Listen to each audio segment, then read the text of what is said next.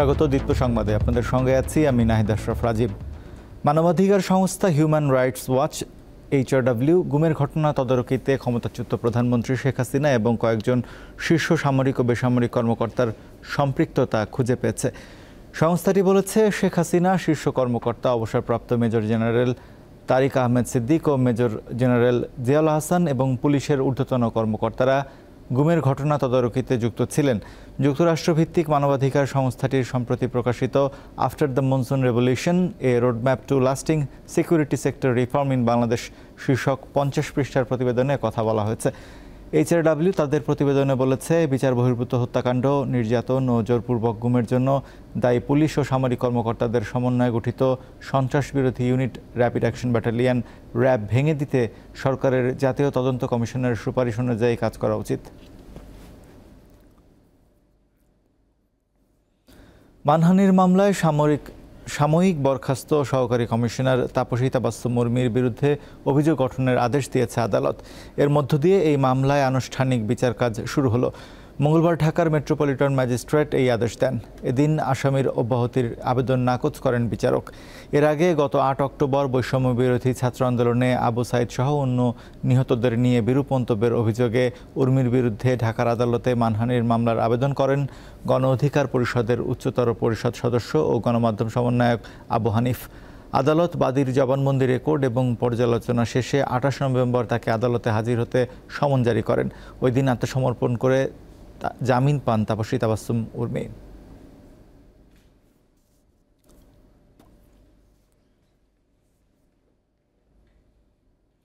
সিরাজগঞ্জ 3 আসনের সাবেক সংসদ সদস্য আব্দুল আজিজকে গ্রেপ্তার করেছে র্যাব। সোমবার রাতে রাজধানীর কলাবাগান থেকে তাকে গ্রেপ্তার করা হয়। বিষয়টি নিশ্চিত করে র্যাব 2 জানায়, আজিজের বিরুদ্ধে সিরাজগঞ্জে একটি হত্যা চেষ্টার মামলা রয়েছে।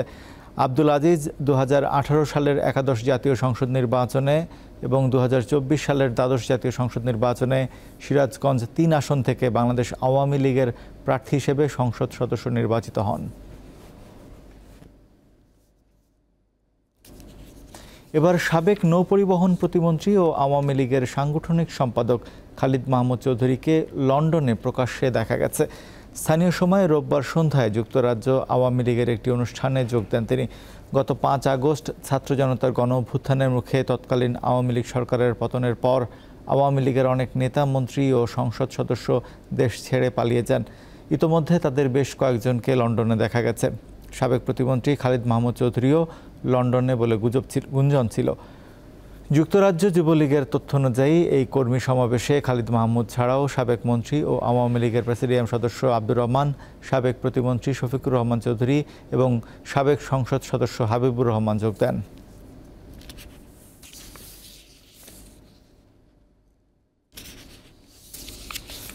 টঙ্গীর তুরাগ তীরে চলমান বিশ্ব ইজতেমার প্রথম পর্বের দ্বিতীয় দিন আজ তাবলিগ জামাতের শীর্ষ মুরব্বীদের তাৎপর্যপূর্ণ বয়ান শুনে ও জিকির আজগারের মধ্য দিয়ে দ্বিতীয় দিন পার করছেন মুসল্লিরা। এই ধাপের ইজতেমায় মোট 40টি খিত্তায় ঢাকার একাংশ সহ 22টি জেলার মুসল্লিরা অংশ নিচ্ছেন। আগামীকাল আখেরি মোনাজাতের মধ্য দিয়ে বিশ্ব ইজতেমার প্রথম পর্বের সমাপ্তি ঘটবে। দুপুর 12টায় আখেরি মোনাজাত শুরু হওয়ার কথা রয়েছে। এদিকে ইজতেমা ময়দানে আমির শেখ আলী নামে আরও এক মুসল্লির মৃত্যু হয়েছে।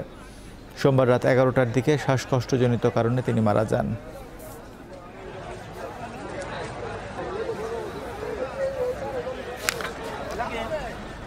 দেশের দ্বিতীয় বৃহত্তম স্থলবন্দর লালমনিরহাটের বুড়িমারি দিয়ে ভারত ও ভুটান থেকে সব ধরনের পাথর আমদানি বন্ধ রয়েছে। আমদানি মূল্য কমানো সহ কয়েকটি দাবিতে এই সিদ্ধান্ত নিয়েছে বুড়িমারি স্থলবন্দর আমদানি রপ্তানিকারক অ্যাসোসিয়েশন ও C&F এজেন্ট অ্যাসোসিয়েশন। তারা জানান, ভুটান থেকে বুড়িমারির দূরত্ব কম হলেও 2 ধরনের পাথর প্রতি টন $16 রপ্তানি করেন সে দেশের ব্যবসায়ীরা। অথচ অপেক্ষাকৃত বেশি দূরত্বের পঞ্চগড়ের বাংলাবান্ধায় তা আমদানি হয় $14। এ বিষয়ে বুড়িমারি স্থলবন্দর আমদানি রপ্তানিকারক অ্যাসোসিয়েশনের সভাপতি জানান, ভুটান এবং ভারতের বোল্ডার পাথরের বর্তমান দাম নির্ধারণে সেখানকার রপ্তানিকারকদের প্রস্তাব দেওয়া হয়েছিল, কিন্তু এখন পর্যন্ত কোনো সাড়া না পাওয়ায় পূর্ব ঘোষণা অনুযায়ী সাময়িকভাবে পাথর আমদানি বন্ধ রাখা হয়েছে।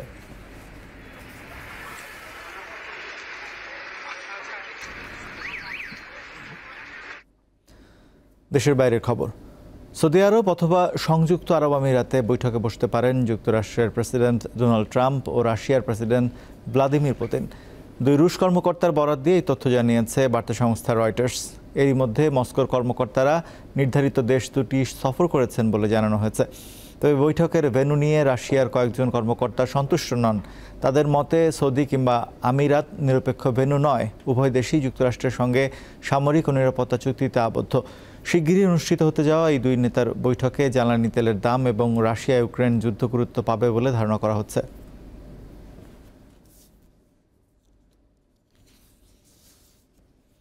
মেক্সিকো ও কানাডার পণ্যে 25% শুল্ক আরোপ 1 মাসের জন্য স্থগিত করেছেন যুক্তরাষ্ট্রের প্রেসিডেন্ট ডোনাল্ড ট্রাম্প। শুল্ক কার্যকরের কয়েক ঘন্টা আগে কানাডার প্রধানমন্ত্রী জাস্টিন ট্রুডো ও মেক্সিকোর প্রেসিডেন্ট ক্লাউদিয়া শেনবাউমের সঙ্গে ফোনালাপের পর ট্রাম্প এই সিদ্ধান্ত নেন। অবৈধ অভিবাসী ও মাদক পাচার নিয়ে প্রতিবেশী দুই দেশের সাথে সমঝোতা হয়েছে বলে জানান মার্কিন প্রেসিডেন্ট। অপরদিকে চীনা পণ্যে অতিরিক্ত 10% শুল্ক আরোপের বিষয়ে আগামী 24 ঘন্টার মধ্যে ওয়াশিংটন ও বেইজিংয়ের মধ্যে আলোচনা হতে পারে বলে জানিয়েছেন ট্রাম্প। কানাডা, মেক্সিকো ও চীনের পণ্যে শুল্ক আরোপের ঘোষণার পর থেকেই বৈশ্বিক বাণিজ্য যুদ্ধের ঝুঁকি তৈরি হয়েছে। গাজায় যুদ্ধবিরতির মধ্যেই পশ্চিম তীরে ব্যাপক অভিযান চালাচ্ছে ইসরায়েলের সেনারা। হত্যাযজ্ঞ চালানোর পাশাপাশি গুঁড়িয়ে দেওয়া হচ্ছে ফিলিস্তিনিদের ঘরবাড়ি। রবিবার জেনিন শহরে একযোগে 23টি ভবন বিস্ফোরণ ঘটিয়ে গুঁড়িয়ে দেন ইসরায়েলি সেনারা। এ সময় 2 জনকে হত্যা করা হয়। এদিকে যুদ্ধবিধ্বস্ত গাজায় আশ্রয় সংকটে পড়েছেন বাসিন্দারা। তীব্র শীতের মধ্যে খোলা আকাশের নিচে রাত কাটাচ্ছেন হাজারো ফিলিস্তিনি পরিবার। এ অবস্থায় সহায়তাকারীদের কাছে তাঁবু এবং অস্থায়ী আশ্রয় কেন্দ্র পাঠানোর আহ্বান জানিয়েছে গাজা কর্তৃপক্ষ। তবে ইসরায়েলের বিরুদ্ধে গাজায় ত্রাণ সহায়তা প্রবেশে বাধা দেওয়ার অভিযোগ উঠেছে।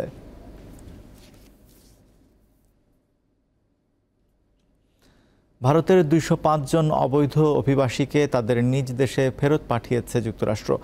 ভারতীয় সংবাদ মাধ্যম এনডিটিভি জানায়, মার্কিন সেনাবাহিনীর একটি C-17 উড়োজাহাজ অভিবাসীদের নিয়ে এরই মধ্যে দিল্লির উদ্দেশ্যে রওনা হয়েছে। যুক্তরাষ্ট্রের টেক্সাস অঙ্গরাজ্য থেকে উড়োজাহাজটি রওনা করে। যুক্তরাষ্ট্রের ইমিগ্রেশন কর্মকর্তারা জানান, প্রাথমিকভাবে ভারতের 18,000 অবৈধ অভিবাসীকে ফেরত পাঠানোর সিদ্ধান্ত হয়েছে। তাদেরই প্রথম ব্যাচটিকে পাঠানো হলো। খেলার খবর। চলমান বিপিএলের একাধিক ম্যাচ নিয়ে গুঞ্জন উঠেছে স্পট ফিক্সিংয়ের, যা নিয়ে নড়েচড়ে বসেছে দেশের ক্রিকেটের সর্বোচ্চ নিয়ন্ত্রক সংস্থা বিসিবি। বিপিএলে ফিক্সিং নিয়ে তদন্ত করার জন্য কাজ করছে বিসিবির দুর্নীতি বিরোধী ইউনিট। এবারে তাদের সহযোগী হিসেবে একটি স্বাধীন তদন্ত কমিটি গঠন করা হয়েছে। 3 সদস্যের এই কমিটিতে আছেন একজন সাবেক বিচারপতি, এক সাবেক ক্রিকেটার এবং একজন আন্তর্জাতিক আইনজীবী। তারা নিজস্ব মতামতের মাধ্যমে বোর্ড এবং আকুকে সহায়তা করবে।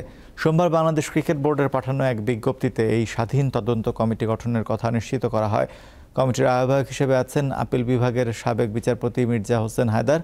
কমিটির অন্য 2 সদস্য হলেন সাবেক ক্রিকেটার শাকিল কাশেম এবং আন্তর্জাতিক আইনজীবী খালেদ চৌধুরী। বিপিএলের দ্বিতীয় কোয়ালিফায়ার ম্যাচে বুধবার চিটাগং কিংসের মুখোমুখি হবে খুলনা টাইগার্স। মিরপুরের হোম অফ ক্রিকেটে ম্যাচ শুরু সন্ধ্যা 6:30টায়। অনেকটা খুঁড়িয়েই এলিমিনেটর রাউন্ড নিশ্চিত করে খুলনা, যেখানে চলতি আসরের সবার আগে প্লে অফ নিশ্চিত করা রংপুরকে বিদায় করে নিজেদের ভয়ঙ্কর রূপের পরিচয় দিয়েছে মিরাজ বাহিনী। এবার দ্বিতীয়বারের মতো ফাইনালে ওঠার হাতছানি টাইগার্সের সামনে। লিগ পর্বের 2 ম্যাচে 2 দলেরই আছে একটি করে জয়। 2013 সালের পর দ্বিতীয়বারের মতো ফাইনালে খেলার সুযোগ চিটাগংয়ের সামনে।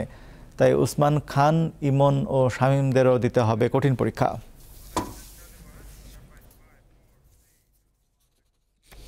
এই ছিল এখনকার মতো। আমাদের পরবর্তী সংবাদ বেলা 3টায় দেখার আমন্ত্রণ রইল। এছাড়া আরও সংবাদ পেতে যুক্ত থাকুন দীপ্ত টিভির ডিজিটাল প্ল্যাটফর্মগুলোতে। ধন্যবাদ সবাইকে।